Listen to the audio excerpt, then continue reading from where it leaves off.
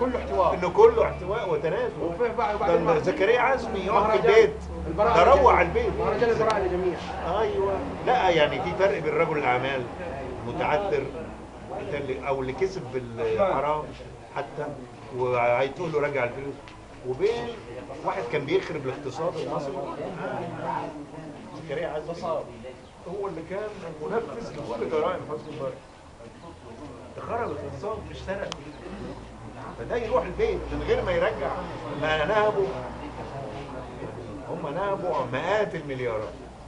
التقديرات تراوحت في التقارير الغربيه بين 200 مليار دولار، لما تضربهم بسبعه ده اقل حاجه. سبعه دلوقتي يعني 1400 تريليون و200 مليار.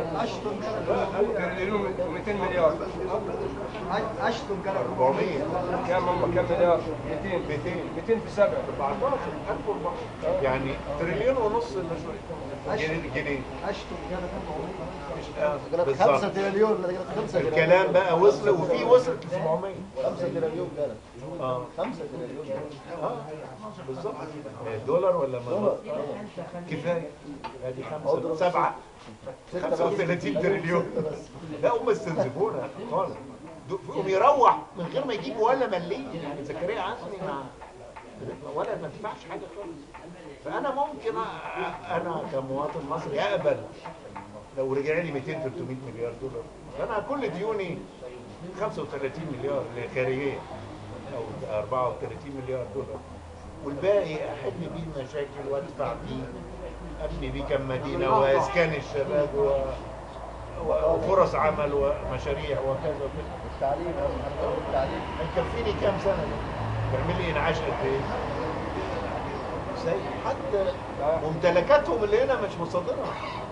اخر حاجه حسين سالم قال ايه؟ ده جاسوس بتاع غاز مصر 3 باع الطوب وفي حجاره ثمينه كده فعل بعد لحق اسرائيل، قال لاسرائيل تعالي شيليها. يعني لا تراب مصر، طوب مصر والشعب المرجانيه، حاجات كتير جدا، والرمله البيضاء اللي تعمل ملايين وملايين من انها داخله في الصناعات. ده كل قال ايه؟ اول امبارح بس الكاس في المشروع يقول لك ايه؟ هنكشف سريه الحسابات. يا الحمد لله على السلامه بعد سنتين. لسه عايز سريه حساباته في مصر، يعني كمان هي حساباته ما كانش حد عرفها في مصر. وانا قاعد اطالب سويسرا، كل سويسرا هاتي الفلوس ولا خدت اراضيهم وبعتها. انت عارف تونس الغلبانه دي دايما سبقانا. كل ممتلكات زين العابدين اللي في تونس اتباعت هتسد الميزانيه لمده شهر. سنه تونس، وحطوا العربيات بتاعت